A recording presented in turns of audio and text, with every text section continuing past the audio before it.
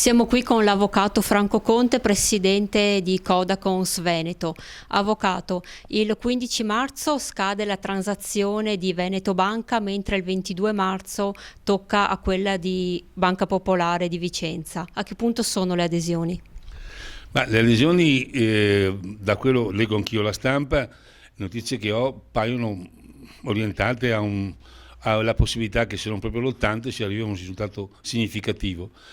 Però il mondo che fa capo al Codacons, che è un mondo non di professionisti, non di professori universitari, ma di risparmiatori, a mio avviso ha dato una risposta molto tiepida, perché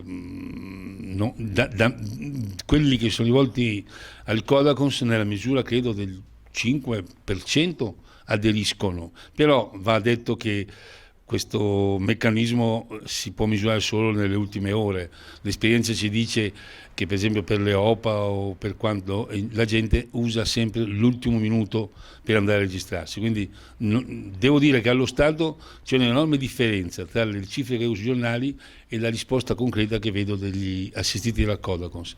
E colgo l'occasione per dire che evidentemente i professionisti, chi ha comprato delle azioni e quindi aveva coscienza che stava comprando delle azioni, tutto sommato può quasi essere soddisfatto di una exit strategy del 15%, ma tutto il mondo del risparmio, la gente che incontriamo, la gente che ha messo la liquidazione, la fatica di una vita, si è costruito un welfare fai da te tipico delle culture contadina, di essere provvidenza a se stessi.